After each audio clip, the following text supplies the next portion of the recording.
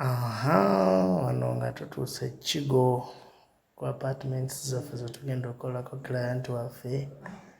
Ono awo nga tutuuse nga olaba nga bwe tutambula genda kuyingira munda translator material azingirawo mind ffe aba Etmos Interior Company nga twambuka amadaala.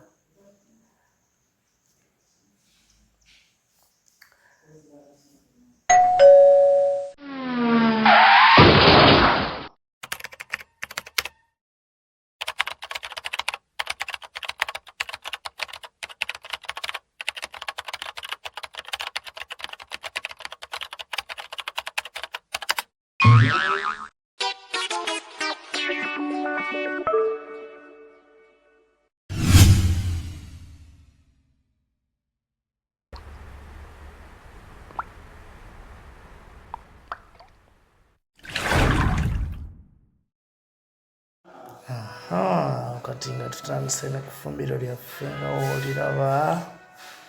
Awo bwe tutyo ne tujja ekiyungu kyaffe. Jjukira client waffe awo nga tuwummuddemu olunaku olusooka. Komyewo the next day nga bw'otulaba.